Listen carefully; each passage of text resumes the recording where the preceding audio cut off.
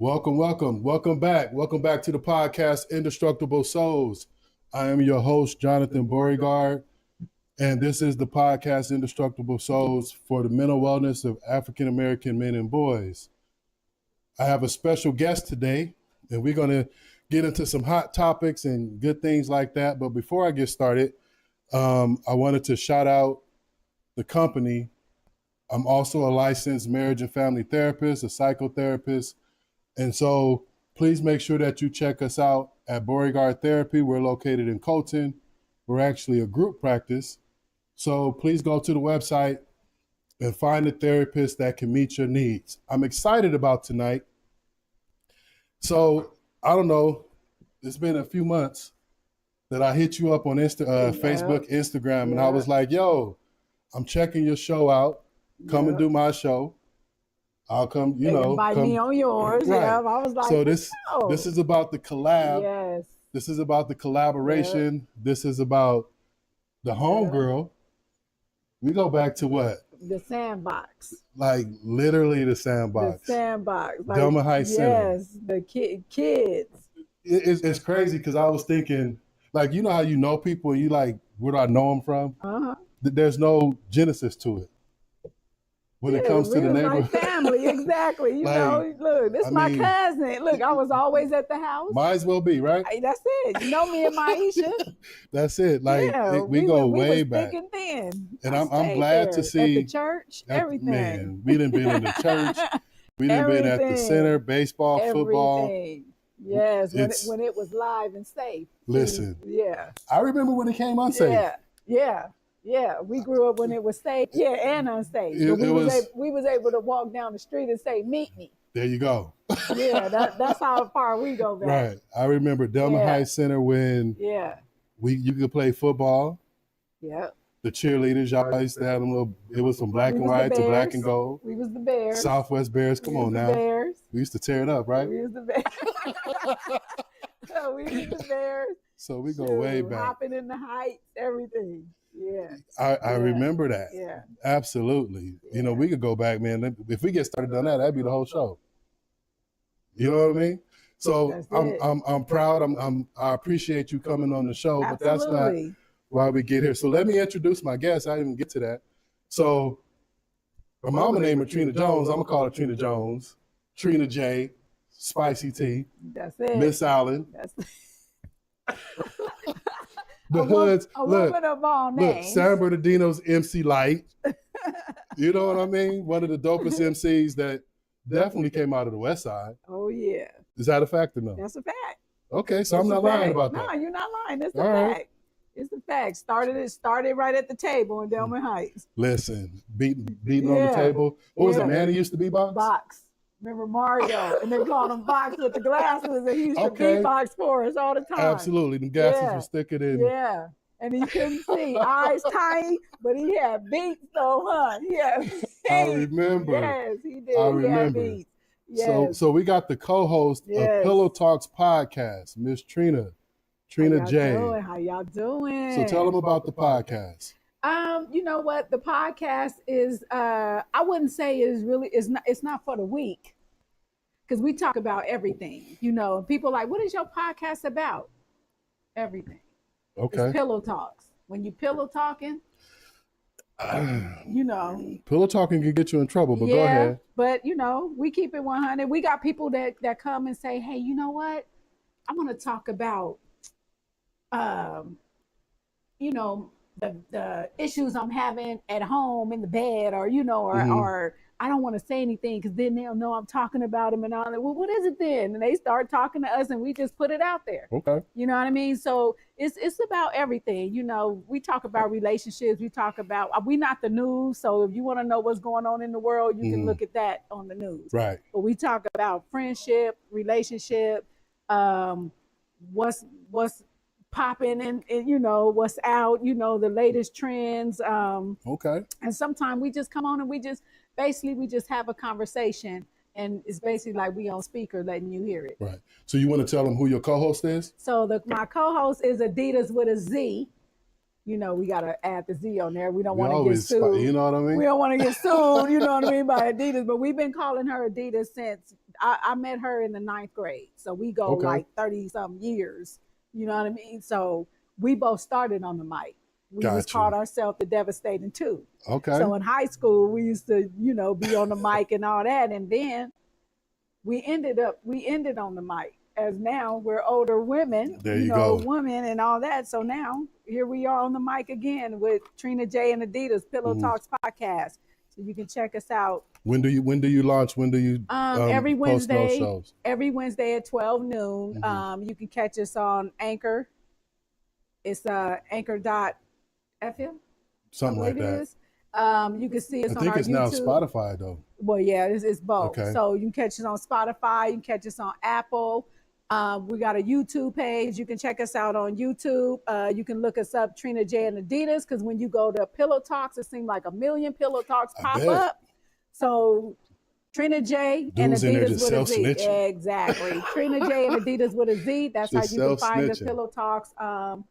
We on all platforms, Instagram, Facebook.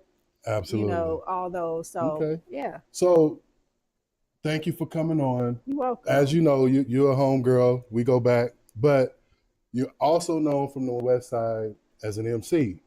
You still got bars? I still got bars. I still do my thing. You know what I mean? I still get out there. I still dabble in it a little bit. My writing skills hasn't stopped. So how long would you say you've been rapping?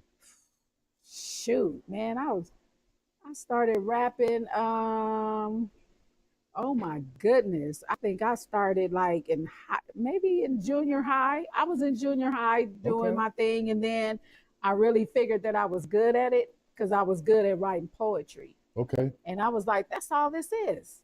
It's poetry. That's it. Yeah. So one day, remember when it was the Central City Mall? Absolutely. Yeah, before it became that, it was the carousel and all that good stuff. When it was the Central City Mall, it was these dudes and they was outside and they was like a cipher and they was rapping.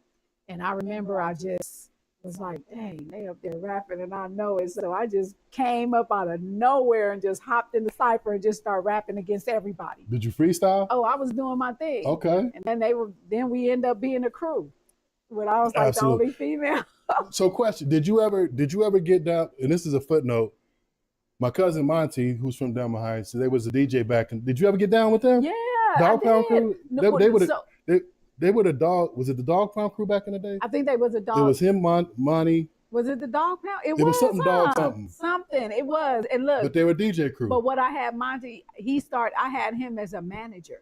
Really? I had him to manage me and we end up going to, I forgot the guy's name, but he did production like when R. Kelly first came out. Okay.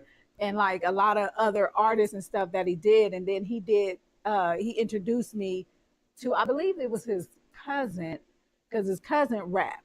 Okay. Pete or something like that. But anyway, it was him and another guy. And he introduced me to them. And then we end up being in LA working with some top-notch people. Absolutely. And Wendell, it was funding the situation. So y'all was like the IE Death Row. Yeah, he was funding the situation, and then we started doing our thing, and I was out there, and we was really doing our thing, right. And then I don't know what happened after that. I couldn't even tell you what happened. I know Monty and them was a DJ. Tried, though. Yeah. Wendell, if you're from the E, if you know, you know. We don't say nothing else about that. That's it. That's all you need to say. That's all you need to say. But that's okay. All right. Yeah. So. First thing is, who's your top 5? I'm gonna ask you all MCs. Then I got to go to the female MCs. Okay, let me think, because my top. Okay, you said not female. I want your top 5, then your top 5 well, female. Let me see. Do I got a top 5? Because I'm MC Light. That was man. She used to like me. No. In my mind. Okay, so I'm like, seriously? We was gonna get into that because I was like, what happened? In my mind, for real. I met her a couple of times. My one of my good friends, my best friend, Tony Tunes, that's his cousin, and I met her a couple of times. Really cool, really sweet, down to earth person, very smart. But MC Light, was one. West Coast. That was out here. I don't know if you ever heard of her, but you can look her up, Medusa. I do know Medusa. Yeah. Okay. Medusa was the second. Okay. And let me think. It's more like old school, I think. I mean, if it's the top 5, it's the top 5. Yeah, because I didn't really have. I just had a few. Let me see. It was Light. It was Medusa. Um, who else was getting down? Rage. Um, who else was getting down at that point? Because I can't really think of the new ones right now. You really don't even understand. We're gonna get into that. Would you battle Light? No. Why not? I wouldn't battle Light. Well, to me, me and her both are writers. Okay. Light is not a freestyler. True. You know what I mean? Because I seen that because she was on one of those Nick Cannon show, and I noticed like, oh yeah, she's not a freestyler like that. I learned that LL wrote her bars in Self-Destruction. Is that right? Yeah, that's documented. See, LL wrote her. All the things I wrote everything. I write all my rhymes. I ain't never had nobody write for me.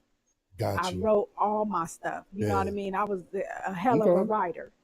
So my MC Light story, grad night.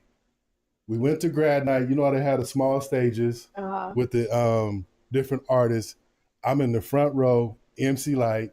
We made eye contact for about, seemed like an eternity to me. From that point forward, she was my girlfriend. I was like me. Yeah. She was standing, she looked me in my eyes. She saw me. You know what I mean? She saw me. You didn't see the hearts? Listen, Light has always been my favorite MC. Like, my favorite. Period. You know, my favorite. I like some of the other ones, but I like Roxanne Shante too. I do. That was one too. You know, the East Coast. One back is Light, Shante, East Coast. West Coast, it was I like, Medusa. Okay. I like Medusa because that original like dopeness that she got is just like, man. So let me ask you about today's female MCs. Well, before I even get to that, being a female MC, even back in that time, did people try to get you to compromise your morals? Yeah. And do things, and how'd you deal with that? That's why I'm here now. That's why I feel that's what I didn't make it like that. Okay. Because, I went out on my own. I really didn't have like a management or a team behind me or somebody that really had my back because it was always about that money.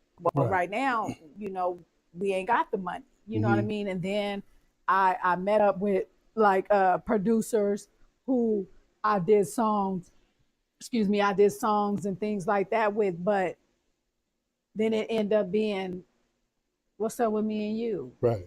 Oh, let's do this. No, I'm not doing that. All these females out there that's out there trying to get in the studio to kick it like that, and you trying to get with me, I'm here for business. Next thing I know, my vocals was erased off the song. Wow. Then I had one that tried to tell me when I get in, put some lipstick on. What? Are you high? Put some lipstick. Right. No, I don't do that. Come on, let's just get, what's up? No, I don't get down like that. So everything that it was about trying to have me have sex just to get on a track. That ain't me. Right.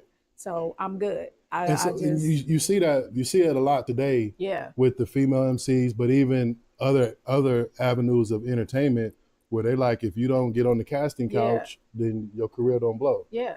And I know that was a thing for especially female MCs back then. It was. And I didn't want to, that wasn't me. You know what I mean? And if that's something that I had to do just to get on the track, then you can count me out. Right. I still had my stuff going on. I still was in different places doing my thing, regardless of whatever. But one thing about it, if I didn't make it, Spicy T was in them streets and she was known. For sure. And I ain't saying bodily in the street. No, but I get it. My name was surfing. Absolutely. You know what I mean? And people still today remember Spicy T, and Spicy T ain't lost it. Listen, the battery about to die. For sure. Like, me and you ain't talked face to face in years, but Spicy T's first thing, you know what I mean? Man, I ain't lost it. Absolutely. What do you think about the female MC right now? I mean, some of them got their style, they got their style. I listen to some, people talk about Nikki. I like Nikki. I like some of the stuff that she say. I like the old Nikki. You know what I mean? Like this But she new don't Nikki. even write her rhymes, and is she selling sex or is she selling bars? Yeah, Like, see, and because I've seen some videos, like, girl, what's wrong with you? You know what I so mean? So a lot of people, they're not writers. mhm. You know what I mean? Like Eve, I like Eve. I Eve used was, to like Eve. but now, shit, Eve with a billionaire. Eve like, Right. She ain't damn, this, I'm on some other shit. right. So, But but what about today's Cardi B, the other chick? I don't even want to say her name, but I'm gonna say it. The Sexy Reds and all oh them. What is nah, that? that's some ratchet. What do you think of that stuff? Like I'm not cool with that. Like Gorilla and all them, because you know what? Everything sound the same, and One thousand percent. everybody on stage just shaking their, just twerking. You still twerking? People, you still doing that? Like you don't even understand them. Like what's that one girl? I don't even know her name, but she was rapping and all she do is this. You know what I'm saying? I'm like, I don't even know who that is. what the hell was that? Like, But is it fair? I know it's not fair, but for an MC like you who write all your stuff, who got bars, other MCs, female MCs, but you seeing these ratchet folks blow up and get all this blow attention, like what do up. you think of that? I mean, I ain't no hater on them, but I just be like, what? WTF? Right. Like, how? Because it's You know not what I mean? talent. It's not. Because, like you say, is it sex or bars? Then you out there just had a baby and made a video in the hospital room. Just had a baby and you up there shaking it. I'm gonna eat, and then everything got to be about eating ass and like, is this what y'all want to hear? Is this what y'all? I mean, they be my baby daddy. But the standards are so low in hip hop It is. and now in society. We're gonna get to that a little bit more. It is. But here's a question: would you write for today's MC? Would you ghostwrite? Yep, I sure would. Okay. I sure would. Have you went down that avenue? I no, I haven't. I thought about it. Mhm. I'm like, you know what? I could really like songs that I have. I really can get somebody really to do this, to do this song, to say this song. I can give it to this person right now, or put it out there, and this song would do something. I know it would. So is that something you're gonna look into? I know it would. It Okay. is something that I can look into because I'm good at writing. Mhm. You know what I'm saying? I'm good at that. But then now, is what I'm hearing is just that the way things are written, you could have maybe 10 people at the table, right? Okay. And everybody is writing this song for this person. You know what they say they do? They take this bar Mhm. and his bar and maybe Really? a piece of their bar, and they put that in the song. Whoever got that best line, they put that in the song, and it's pieces of each person, and that's how they do it. So hip hop ain't hip hop no more. Nah, it's just pieces of each person. So who gets the publishing? That's it. That's the thing. So then it's like, okay, do you like this? Is this what you doing? Mhm. This is how you writing? Well, yeah. Okay, well, we're gonna choose his line. So it could be one little line, then somebody else just starting to write it. So it's like, wait, you taking bits and pieces of everybody's stuff and putting it in a rap. So that's what the thing was. Who gets the publishing? Who gets paid for that? Now what? You just paying them out of pocket? Here, this is what you get. You agreed to that. But now the song blew up. Right. You think this AI thing is gonna mess up hip hop even more or what? Hey, the AI. Write me a letter saying that I'm gonna let like what? Okay, yeah. That's why people was mad. Because this AI can write a whole movie for you. That's crazy.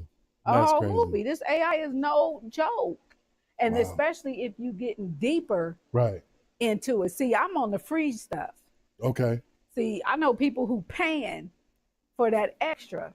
Like you can sit there and say, create me a logo for Pillow Talkz. sitting on the couch, and it'll start doing this, and then you'll start seeing something form, and you like, what the hell? Like, okay, and yep, a whole logo, the couch, a little silhouette sitting on the couch with the microphone, everything. That's bananas. Yeah, it's like we don't need you. That's crazy. Yeah, I don't mess with it. I'm sure at some point we'll be forced to. I even see ads where they like, as a therapist, use AI to write your notes. Like, yeah, and then that's what a lot of people do. That, or you could say, oh, what questions should I ask? I'm going to therapy for, really, you know, lost my child or whatever. Going to therapy. He's asking me, do I have any questions? What questions should I ask when the session is over? That's crazy. Yeah, it's just everything. So we don't got to think no more. And what about how when you go to the stores now, they're starting to create everything is going to be self-checkout. So now we don't need you no more for jobs? Not at all.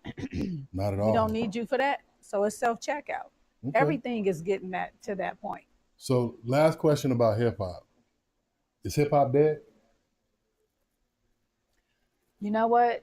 No, hip hop is not dead. Okay. It's just sleep, but it's not dead. Is it Rip Van Winkle sleep? It's sleep. It's not dead. Okay. But it's sleep. You know what I mean? Yeah, it's napping right now. That's what it's doing. It's sleep like Easter Sunday. That's it. Or Easter Friday, Good Friday. Man, it's like you eat that turkey. That, what is that they say that's in there? It puts you to sleep every Whatever time. that chemical is, exactly. no, I get you. That's what it is. I get you. So let's transition. So you've been an MC, you're a mom, and you faced one of the most tragic things that any parent, let alone a mother, and too many mothers, especially on the West Side, is faced. Yeah. Can you talk about that? Do you want to talk about that? Yeah, we could talk about it. Okay. Yeah. So, you know, my son's name was Keith Griffin. He was known as Juice. He was an MC as well, you know, get it from his mama. And I don't even say he passed away. He was taken from us. He was murdered. Coming home December 29th of 2020, he was on the 210 freeway coming home from a friend's house, and a truck actually was driving real fast. Like they say he was waiting or something, but came up on the side of him and just opened fire. So my son was hit, and you know, he passed from his injuries. Was it random? Well, they were saying that it was random. It was a random thing, and then they saw, I guess, that the people were waiting at that house. But then as it comes, I get on my messenger, I'm getting things that say it wasn't meant for him. It was an accident. Wow. It wasn't meant for him. It was an accident of why he passed away. Come to find out, it had nothing to do with him. He was just, what is that? Mistaken identity? Not mistaken identity, when you just hanging with the wrong, just by association. By association. Okay. And that's what it was. You know, just by association, everybody was like, he's a cool kid. He wasn't a banger. He wasn't into that. He was a dancer. He was a rapper. And that's what happened. But to me, it's not cool to say, oh, it wasn't meant for him. It was an accident. Right. That ain't bringing my kid back. Not at all. It's a tragic, you know what I mean? That I got to deal with this type of stuff. So what's been the process for you to cope since he passed? You know what? I was actually like just holding on to it on my own, and I felt like I didn't need to talk to anyone or like therapy or you know what they gonna tell me about mine. My son is gone, not yours. You gonna tell me how to feel. So it was just a whole bunch of, I was angry, I was hurt, I don't sleep really now. I really don't sleep. It's like my mind races because I used to feel, what if I would have called him and said, "Did you been drinking? Just stay there and go to sleep." Because he was at a friend's house. His friend proposed to his girlfriend that night, and they had game night. Okay. So that's why he was out. And he didn't feel well either.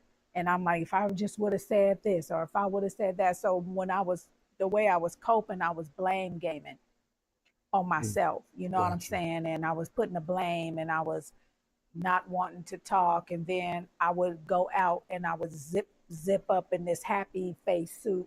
And everybody that seen me would say, "You so strong.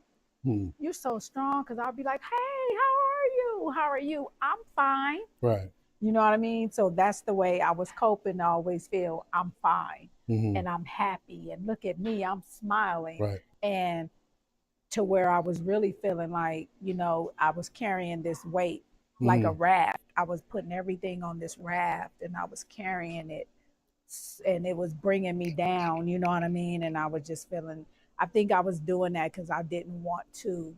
I feel like if I give it to God, I'm letting Keith go.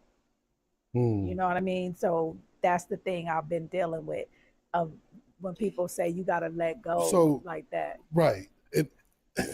So when people say that, because, you know, the reality is when it comes to grief, there's not much, if anything, somebody can say. Right. And then we say stupid stuff. Yeah. Like, yeah. You know, yeah. How, when it comes to, well, here's a question. And I don't want to turn this into a therapy session. Right. But when it comes to whatever moving on is supposed to look like, or acceptance is supposed to look like, what has been that journey for you? Well, accepting what's real. Okay. That's the thing that I was going through, accepting what's real. My accepting what's real is he's never going to walk through that door again. Okay. I can't call him. Like, we have things that we talk every night. We all on me, my daughter and him on FaceTime, and we're talking and laughing. They're talking about me and we're laughing about, you know, and me knowing that he's never coming back. So that was a hard thing to accept. You know what I mean? I have to accept that because it's reality. Right. You know what I mean? It's a hard reality now. And now it's, you know, like when people say he would want you to move on, he would want you to be happy. He wouldn't want to see you like that. I mean, you don't know what he wants. You know what I mean? And that's where the anger comes in. And like, you don't know what he want me to do. He ain't here to tell you that. But it is the point that, you know, it comes that you do have to keep living because I'm still here. And I have my daughter that's still here. I have his daughter that's still here. She's 8 years old. And she was 5. And her birthday was on Christmas. And he passed on the 29th of December, 4 days after. Wow. So, and I have a grandson now that when he passed December 29th, my grandson was born early on January 29th. So I felt like that was just a gift for me to have to comfort me. You know what I mean? That baby boy, like, you know, and I'm real close to him and my granddaughter too. But, it's just hard. You know, you're all over the place. You know, you think of this is my reality and this is how I'm dealing with it and this is what I'm going to do. But when nobody is watching, it's shattering. Like, you just like this, just like, wow, like, I can't believe this happened to me. And now you're seeing others that it's happening to, and then they want to talk to me. You know, my mom wants to talk to you, and it's like, dang, you know. Are you okay with that? I am okay because I know what you're feeling now. I know how you feel. Right. So I could tell you, because some people, I don't like for a person to say, I understand. I don't want to understand. Yeah. Like, meaning, I don't want to understand what it feels like to lose a child. Yeah. So, right. I know, like, have you ever lost a child? Then you don't understand. I'm sure you can imagine, but you don't understand. So when they want to talk to me, they say that, I know you understand. I do understand. So now when you want to talk to me, if you want to scream, you want to holler, cuss, you want to just sit on the phone until we both fall asleep, I'm here for you. One of the things, like I said, I don't want to turn this into a therapy session, but when people come for grief counseling, I tell them, if you want to cry, cry. If you want to, like, you're having a human experience, and there's no textbook for this. And it's hard though. It is like some people you notice they don't cry Yeah. because it feels like I don't want to. You might be happy, and here I come being a Debbie Downer, but it's not like that though. Right. But here I come. This is what my mind is thinking. Here I come, like, oh, dang, I really miss him and and then I'm like, damn, here I am now bringing everybody down when everybody was just happy. So then you tend to stay away from people instead of going out. Right. And the people are really there for you. The truths that you have are really there for you. But in my mind, it's like, no, I don't want to go over there. They're happy. I'm just gonna stay right here. Any survivor's guilt?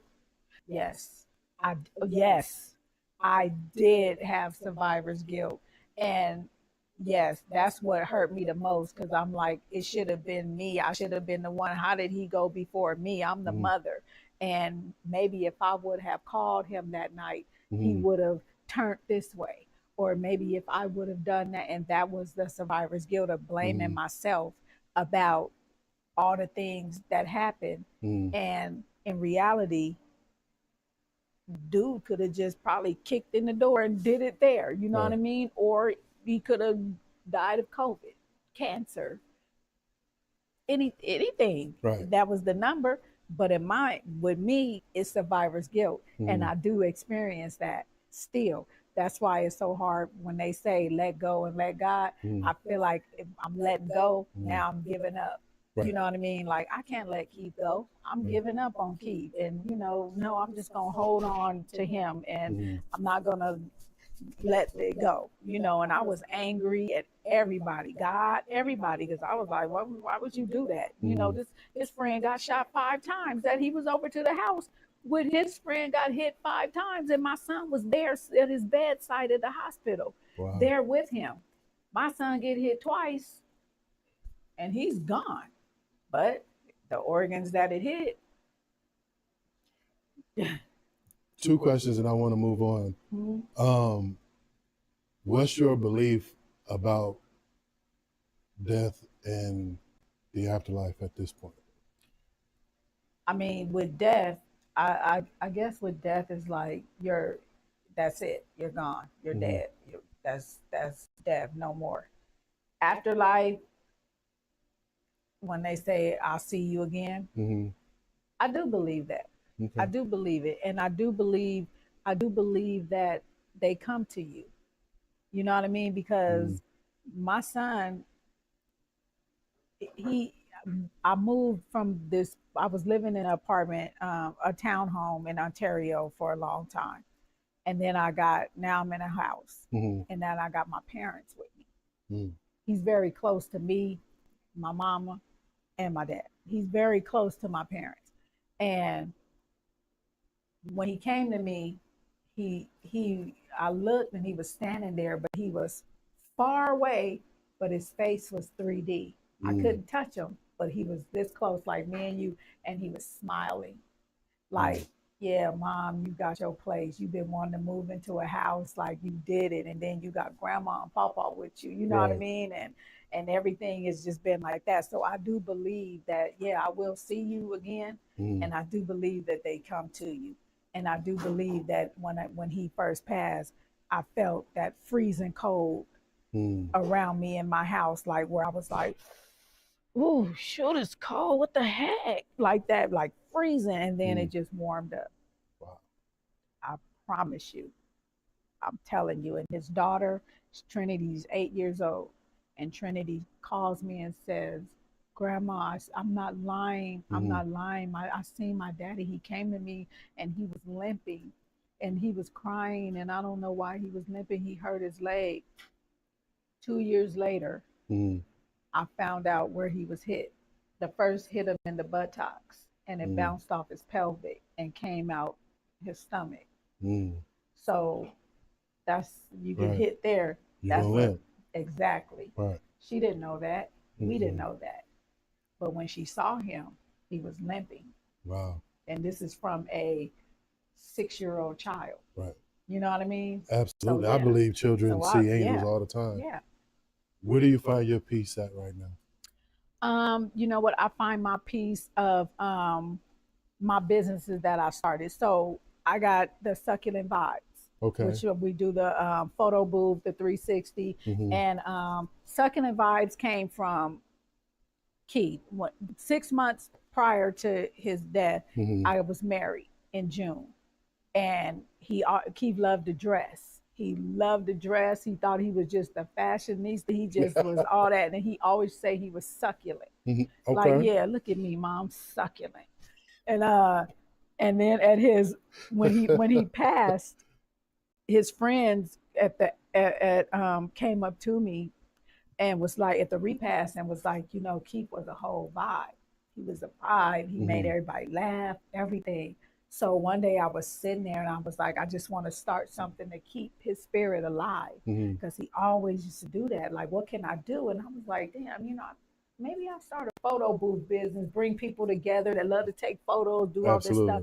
So I wrote it on the board, Succulent Vibes, and it stuck. And that's where that name came from. Okay. From him, to keep his spirit alive. Right. And then my piece too is my podcast, Pillow Talkz Podcast, because that's my platform to get what I need to get off my chest. It's like my therapy. Okay. I can just plug it in and put the earphones on, and then I can talk. You know, somebody's listening. Somebody gonna listen. And somebody's listening, right. And somebody been through the same thing, right? Or something that I'm talking about. You know what I mean? And say, you know what you said on there, man, that's what I was going through. I just didn't know how to say it. So this has been my piece of like my business and the things that I'm putting together. And now I have so much stuff that I want to do in my son's name. You know what I mean? Like, you know, Griffin's Place. Okay. You know how we grew up in the Doma High Center? Right. Oh, absolutely. Yeah. Everybody needs a community center, you know. Have you thought about doing a foundation? Yes. Okay. I have thought about that, and I'm trying to, again, you know, like I think about so much, but I just need the resources to find out how I can do it. You know, I would like to do, I would like to have like a scholarships, you know what I mean, in his name, you know, in Keith's name and all that stuff. Things that could be like for people that need things like blankets and socks, you know, Keith's Corner. Absolutely. You know what I mean? Like, you know, things like that. And, you know, just the foundation, you know, to do things like that. I'm sure you'll make it work. I'm sure you'll make it work. I'm big on my vision board. Okay. I'm big on vision boards. Trust me. And trust me, it works for me. I check off things that I did like 4 years ago, and I come back and say, oh, look at this vision board. And I'm looking like, damn, I really did all this already. Didn't think about it. Right. Just put it on there, because this. You believe in manifestation? Yes. Absolutely. Yes. I love. Oh, I believe. 1000%. Yes. I manifest. Yes. You know what? But you do the work. Yes. I look at where I'm doing right now. I came up on this. I manifest. Like, I need to I'm just see it. I can get with somebody that know how to help me, that I can do this. And look where I'm at now. We were just talking. Look at this gentleman over there. You know what I mean? Like, I manifest this shit. Absolutely. Absolutely. I used to look back and be like, things that we think about and we say we want to do. Yeah. And like you say, I look back and like, wow, I accomplished all of that. Yeah. Now it's to dream bigger. Yeah. That's it. You know what I mean? That's it. Absolutely. My condolences to you. Yeah. And I think, you know, all of us have experienced grief, but as they say, that there's nothing like a mother's love, and there's nothing like a mother's pain. Ooh, man, you never would understand. Right. And you know, the things that I'm really going through, of a person that say some horrible things, you know, like, oh, I'll tell you off. I tell you off, because I got to be careful. Yeah, I got you. So let's shift. So I've been talking a lot about relationship stuff. There's so much relationship stuff on the internet. I've been listening. And so I figured I wanted a woman's perspective. I listened to your show. Okay. And I was like, it'd probably be wild if Adidas was here too. Yes. But I got you. So yes. Is Black Love dead? We gonna do it again. We gonna have Adidas. We gonna get Adidas to come. Okay, I'm gonna have to bring reinforcements myself. Yeah, we gonna have it like that. Yeah. Is Black Love dead? You know what? Black love is not dead. Okay. It's not dead, because my black love not dead. Okay. But it's just that whatever this is, that ain't love. They looking for the bag. You know what I mean? I call it modern day prostitution. Yeah, that's exactly what it is. I'm just gonna speak freely. No, let's speak for real. Let's keep it. They just a different version of hoes. That's it. They selling the twat. Yeah, and there's cats out there that's buying it, but then they want to talk about it. Right. Well, these women, they want a man with 6 figures. They want a man. Okay, have you seen that one where the guy bring him in his car and he talking and they like, yeah, I want to take you out. Yeah, you got some money because my kids need to eat. And it's like, wait a minute, I don't even know your name. Right. Well, you got me here, so what's up?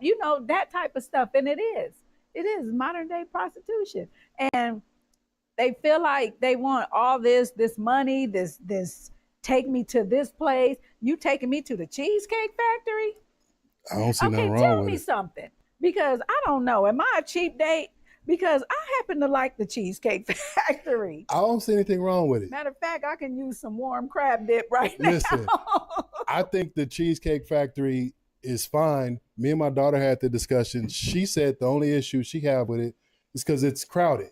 So it might not be a good place for conversation because it's so loud. But other than that, I don't see anything wrong with it. I don't see anything wrong with it either. But I'm going to tell you like this. You go to these other big time where you see the celebrities and all that. That's chaotic. You know what I mean? You got the TMZ all waiting out there. Right. When you go inside, it's not. But what is it about that these women think that we're supposed to ball out or men supposed to ball out on first dates? What's that about? Well, to me, sometimes when the man want to put themselves out there like that, like they doing it like that and got it, then some women gon' call you on it. I think there's some men that do that, but let's just talk about genuine people. Genuine. So if I show up and I say I want to, let's go out. If I invite you, I'm going to pay, but I'm just getting to know you. Why do I got to ball out? Well, see, I might not like you. See, there it is. There, see, and see. Then maybe some of the women feel that way too. Let me get whatever I can out of him because I might not even like him. So let me get what I can out of this cat, and that's just the way of them thinking. It's a meal. It is.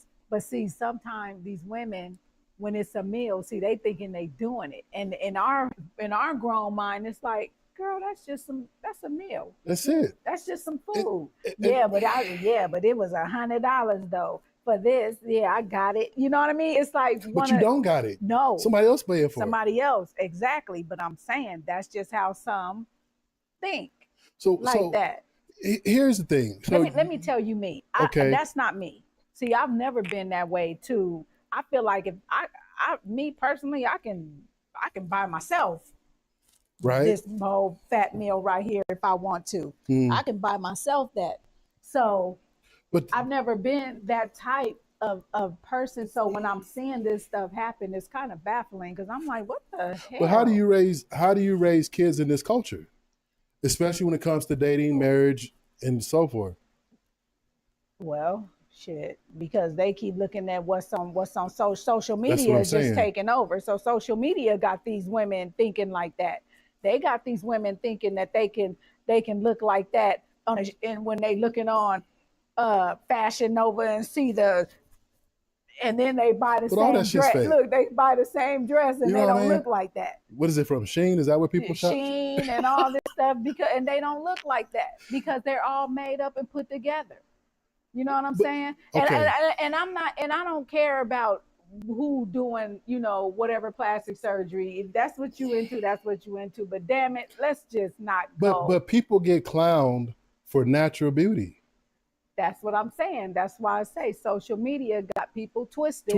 And feel that they're not beautiful because they're looking at this fakeness. Take those eyelashes off and that wig off and that makeup off and that waist and that Spanx that's holding you all up. Take all that stuff off. Right. And let's really see what you look like underneath. They look like Fire Marshal Bill up under there. That's the fuck I'm talking about. But in our day, like back in our day, you got clowned. You got clowned if you had a weave or extensions, we called them. And put makeup on. Because I remember one time I put on some makeup and somebody said, the hell is wrong with you? I was at the ice cream truck, Mike, that used to come around, hilarious. The ice cream man. He said, what the hell is wrong with you? Take that off. You look crazy. Times have changed. I remember if a chick wore weave or extensions, they got clowned. Tell me this. What is that about? What is that? What? I was happening to look at this girl. I swear the light was green. I got honked at because the girl was on the turning lane and all I saw was this. That's crazy. And I was like, here's my issue with these type of women. To each his own. But my problem is this. You're walking around acting like you're a 10 and you're a 2. If your beauty has been manufactured in a bag, a bottle, or a tube, and you got to put it on every day, you're not a 10. And then when you put somebody that's natural down and talking about them, bum, look at her. They call them plain Janes or something like that. Yeah, and all that. Well, I guess that's what they call me because I just learned how to I just learned my eyebrows on YouTube. I was like, well, okay, I guess they all right, but I'm not that type. I don't need all of that. I don't need all of this. I like my cake pops. So But do you think all of this rhetoric is making it hard for dating and relationships? Yep. Even committed relationships? Yeah, because sometimes you have a man that look at you like, why you putting that on? Why you putting that on? Why you doing that? But you out there looking at the same females that you don't want me to be like, you know what I mean? Or to do that. And then you go out and cheat with that type of woman. So now you got them females like, well, what's wrong with me? Now they want to go out and get their butt done and look like an ant, with the little legs and with the fat, the lips. But is it about the look or is it about what those women do as the side chick? Because, side chicks do stuff the regular chick don't do. Like what? This is a family show. I'm like what? I'm just saying. Yeah. And you're right, but sometimes we get caught up in the aesthetics of things because, we visual, she got a big butt, she got this, she got that. And the reality is she's willing to feed the ego. Yeah. The woman at home is holding you accountable, washing your dirty drawers, telling you that you're not whatever, right? You got responsibility, you got business to stand on. Yeah, but see, but that chick out there with the fake butt is, Well, if you that woman too, that you like brunette, you like black, you like red, you like this, okay, well then you come home, do what you want. Who you want today? You know what I mean? You got women like that that's willing to be that woman that you. So who cheat? Who cheat better, men or women? Women. How so? Because you guys do this, and then you guys also you have that female right there, and look, and they don't even have to say nothing because I'm gonna tell you, that woman right there, this her. That's my man. I'm the one that he messing around with. That's the woman. What you saying? You could just look and tell? Listen, because they do this. They give them the look. Look, and then I'm looking at, and he's like, "What's this? Why is she looking at me?" And then you start peeping. So what? So how do you say women cheat better? Because we not out there doing that. I could be right here with you, and then I'm with him, and he don't even know. Nah, because he know he ain't gonna say nothing. He ain't gonna. Y'all probably introduce them to each other. Yeah, probably. Let me introduce you. This my cousin. Have them drinking beer together. This my cousin right here. Cousin. Yeah, or this the homie. And this is my man. Oh, okay. Oh, y'all good? All right, you can go over here and talk to Linda. You ready to go now? Okay, let's roll. Do you think in this day and age relationships should be open? People should. What do you think about open relationships, polyamory, all this new shit? It's too much. You know what I mean? It's too much, and then there's too much stuff going around, and you know what I mean? They don't seem to care. Nah, I care. I care about my pH balance. I care. Don't come with me with all that. So much, but there's so much fuckery on the internet. It is, and that's what I'm saying. The internet got people bugging because they see that, and it's reality to them. And that person not even living like that. You see people that's walking around with these designer and all that. That stuff ain't even real. You getting it off of what's that? What's the name of that little shopaholics? So what is it, like knockoff stuff? Yeah, but it's like nice knockoff stuff. You know what I mean? I didn't bought a little Gucci bag off of their little one of them waist bags, or whatever one of these. Got you. Yeah, off there. It was nice, but I knew that it wasn't real. My husband was like, man, if you don't put that in the drawer, if you want something like that, I can get it. Just go get it. Just go get it. You ain't gotta. But a lot of people see the internet and they feel that it's reality, and they start looking at themselves like, and man, comparing themselves to the internet. If I was to just look if I was to just do this, maybe put this up a little in my eyes, or if I, do this, looking like a transgender, this, and then maybe I'll get a little more booty and stuff, and now you all jacked up. You all jacked up, getting fillers in your cheeks and stuff. Now everybody's looking alike. You notice that? Everybody looks filler, alike. Jada, what's the other one? Set it off, girl. I know you're talking about. What's her name? Yeah, her. The one used to go with 50 Cent. Yeah, all that fillers in your cheeks and people getting their lips done. They all look alike. It's like Down syndrome. They look alike. Seriously. So, and no disrespect, to Down syndrome at all. Let me clear that. So I did a show called The Delilah Effect. I want your opinion on it from a woman's perspective. So what I call the Delilah effect is, I use the metaphor from Samson and Delilah. Mm-hmm. So in the Bible, you got Samson falls for Delilah. Samson is the strongest man in the world. God gave him strength. Mm-hmm. He had dreadlocks, mm-hmm. and his power was in his hair, mm-hmm. right? So Delilah, she basically finessed him with her beauty, this, that, whatever. Mm-hmm.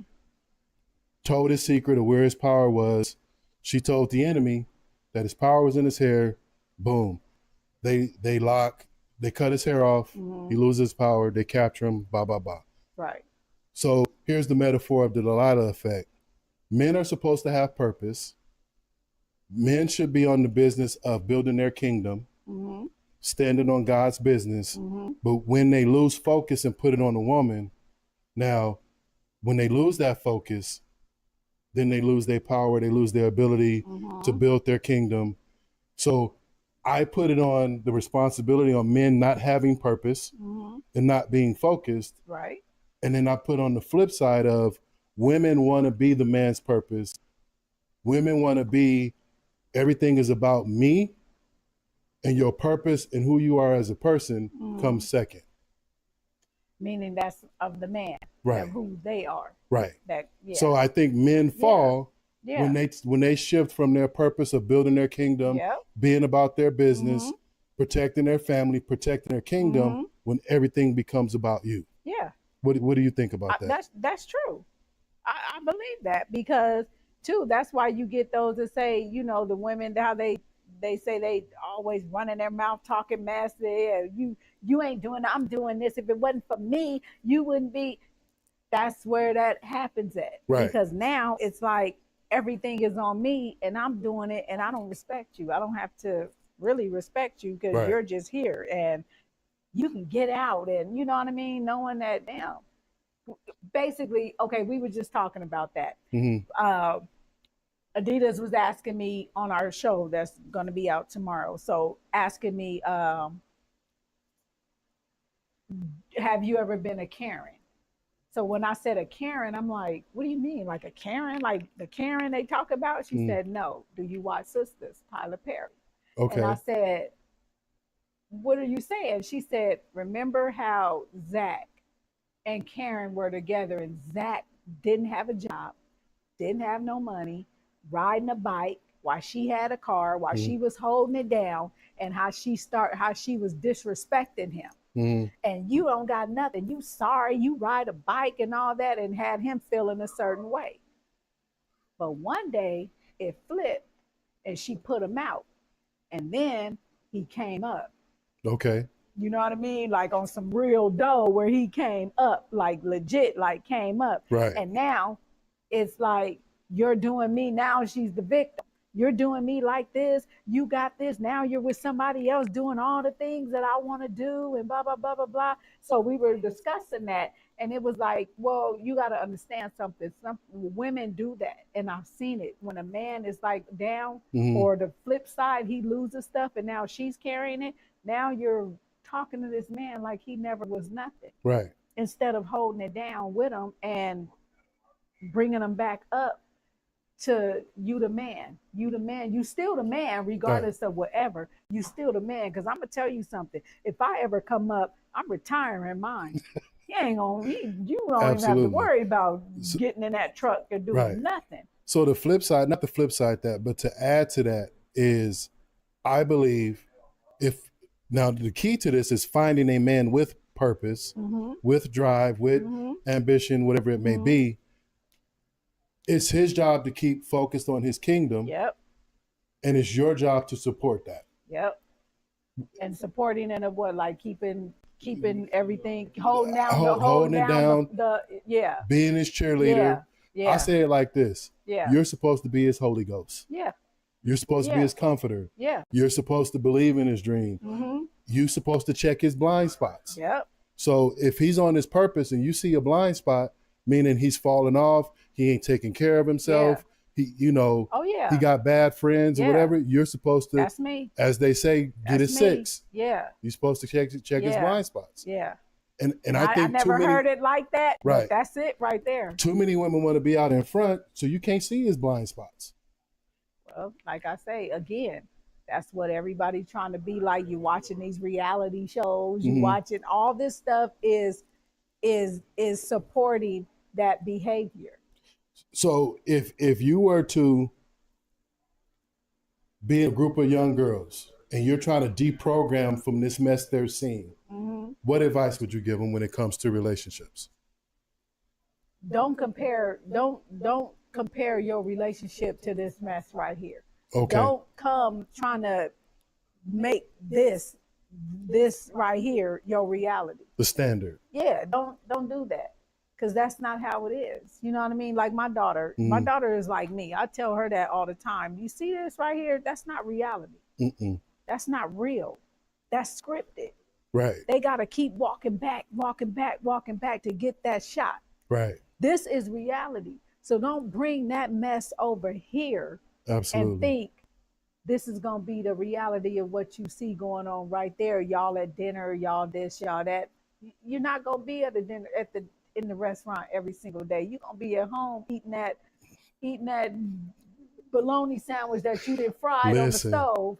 You know what I mean? Or whatever the meat you want. That's what you're going to be eating. Trust me. We ain't at the thing. My husband made a salami sandwich tonight with some chips and walked in the room and said, have a good time. I'm like, okay. Absolutely. Yeah. Absolutely. So, we live in a world where right is wrong, real is fake, and it's disheartening. All of that. And you can't even, and it's the world of you don't even know what's the reality.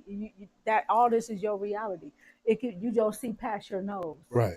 It's like, that chair is blue. No, it's not. That chair has diamonds on it and everything. And that's what I'm gonna say. It's a throne. And it's like, no, it's what do you see? You know what I mean? So it's like, these windows that they looking out of, it's not clear. It's messed up. Smoky. It's messed up. It's smoky. And the sad part about it to me is anytime somebody like us tries to check it, or somebody on the internet tries to check it, then they become a hater. You're this, all this other stuff. You and it's a like, you can't, hater. like today, there's no standards. Yeah, and do you realize when you see all these music videos, right?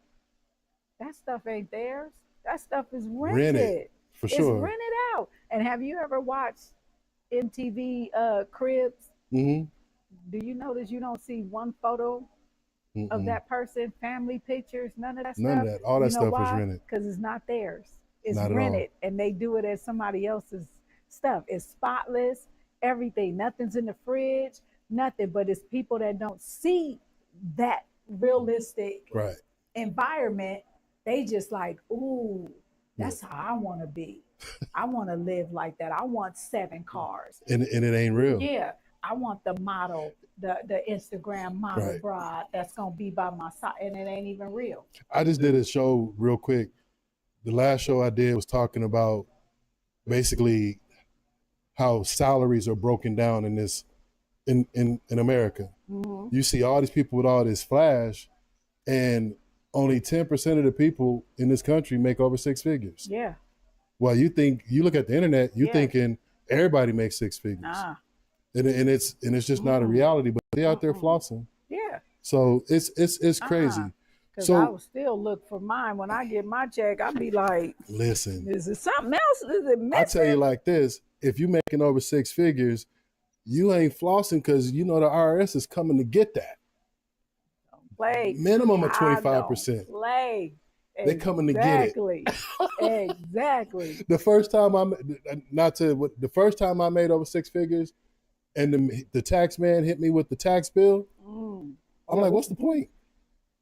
They gonna take it off. Yeah, because somebody said, you know, you can remove your LLC because one of my protect you. and you can do. I was like, well, I don't make it like that. So the little bit that I do make, you know, I'm like, what I owe you, okay, here, go on and take that. Right, because just take it. They tell you go get an LLC. They don't tell you the whole story. You still gonna be paying taxes, and if you never use the LLC, you're still paying taxes. Listen, you use it just to have it. I had to learn, you know what I mean, because my thing was, I got this business, I got LLC, but I didn't go into what I'm doing. So now, since I have been taking, I got a course that I'm doing right now, and it's a certification course. So it's for the human resource. It's in the human resource. So I was up there looking, and I was saying, dang, now we're talking about sole proprietorship and all that. So I'm into that now, and I'm thinking it's a consultant. So human resource consultant course I'm taking them out, and it's going through all this stuff. And I was just saying, damn, should I just not have this, or should I just? It's a cold game. Should I just do it on my own without even having it like that? Because I'm not a 9-to-5. I'm really like an on call. I tell you like this, and I told this friend, they told me, we getting LLC for what? You ain't making no money. That's it. That's why I said I'm not making it like that. Quick, you don't need an LLC right now. Yeah. Just build your clientele. Do your gigs. Like I have, like my clientele is the same. Like, you know, we had like the Top Golfs and the Shell Gas, but those are like Christmas parties and those type of things. But during the time of the months, sometimes I don't even have anything. Because you gotta wait for people to book a gig. If they book and say, hey, I'm having a party, can you do it? Yeah, we can do it, no problem. But we not doing it like that. Right. You know what I mean? I've seen party people that got the same thing I'm doing, and I admire them, but they doing it. They book like every day. They making figures. I'm not there. But they probably got the team in the hustle to do it. So they got the team and these people behind them that get them the movie stars and the big money people, so they can charge $800 an hour for their stuff, while we, you know, $225 and things like that, because we not, you know. But that's what I was saying about that LLC. I was like, I don't think I need that yet, because I'm not doing it like that. I think with the LLC in my mind, that's my reality. Because that's what you hear on that. Do this and do that. Yeah. So even for my business, I started out as a sole proprietor, DBA, got taxed out the yin yang. Oh, do a LLC. I've changed my company structure 3 times just to get it right. So not even like with the soul, not even that. They taxed you even more. Oh, dang. So with sole proprietor doing business as real quick, you're still considered as self-employed. So therefore you got to pay more taxes because you got to pay Social Security tax, this, that, and the third.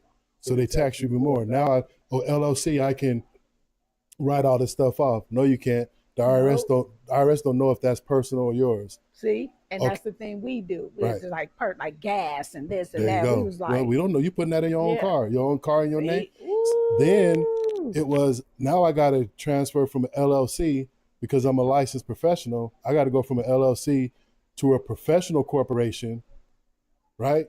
Because the only reason why I'm in business is because I'm licensed. I lose my license, I lose my company. Yeah. Now I have to be an employer, so now I got to be an escort. So I've changed my structure 4 times. See, so now I figure out with me, I'm not doing none of that. I'm not until you need to. Nothing. So, but my name is my name, right? Because I did pay for that, and nobody has it, and I went through that. You know how you do it and put it up for like 4 weeks, and then they put it all in the system. But I was saying that too, like, I don't need that. I think I just did it because I was like, LLC. Listen. Yeah, because of that. But people running around with LLCs. Now my brain is getting smart, saying, listen. Right. Here's the other thing, and we're gonna end on this note. You got so many people out there talking about, I'm a boss this, I'm a boss that, these boss bitches and this and that. Yeah. Where's your payroll at? Yeah. Show me your payroll. Yeah. Show me your tax. I ain't never said that. But here's the thing, because if you're a true boss, you're not out there flossing because you got bills. Yeah. See, I ain't You got payroll to make. Yeah. And when tax season come, you ain't on the internet talking about, oh, I can't wait to tax it. Nah, I want to sleep through this shit. Yeah. Because they were saying too, you got an LLC, they charging you like $800. You got to pay this amount of money, and I'm 1,000%. Like, I'm not even making that. So my cousin even said, I think you should remove absolutely this. Absolutely. So you don't need it until you make real money. Yeah, to remove this stuff out. I'm still sucking vibes. I still have my equipment. You still got your name? Yeah. But I'm not doing it like that. And I can admit that. I'm not doing it like that. And I'm glad you brought that up, because I was like, I don't think I need this. I know why I did it. Because I was the boss. Yeah, until I was like. It ain't no fun being the boss. Until I was like, what? Yeah. Yeah. Oh, I don't have it. I tell you like this. My first year as a 1099, I didn't put my taxes aside. I'm just spending it. Oh, I'm thinking all that belonged to me. IRS is like, no, sir. Yeah, we need our cut. Hand it, HANNIT. Hand it here. Run it. Yeah, hand it here. Give me mine, sir. Absolutely. So check it out. I appreciate you. I appreciate it too. I appreciate your vulnerability. Yeah. And coming on the show. I would love to come on your show. Yes. And I think, so here's the thing about San Bernardino. We got a lot of talent. A lot. Yes. We got homegirls, homeboys. Yes. Eventually, I want to have a panel up here, and we just get up here and really get to it. Yeah, you're going to have to get Adidas up here. Adidas, you're going to have to come, Adidas. I'm going to have to bring reinforcements for that. Yes. So this has been the podcast, Indestructible Souls. I'm Jonathan Beauregard with my guest, Miss Trina J of Pillow Talkz. Tell them where they can find you and how they can check out Pillow Talkz. So if you want to hit us up, go to pillowtalks1@yahoo.com. We're on Instagram at pillow_talks podcast. You can find us on Facebook at Pillow Talks. If you want to see us, you can go to Spotify, Trina J and Adidas with a Z, Pillow Talks. We're on all platforms, Trina J and Adidas, Pillow Talkz Podcast. Hit us up. You won't be disappointed. Every Wednesday at 12 noon, we give it to you. Absolutely. Yet again, I'm Jonathan Beauregard, the proprietor and owner of Beauregard Therapy, Family Therapy Group. I'm also the host of Indestructible Souls, the podcast for Black men and boys. Once again, this has been a great show. Thank you You're to the welcome. homegirl. We go back to the sandbox. Sandbox. Absolutely. Peace. Peace out. Yeah.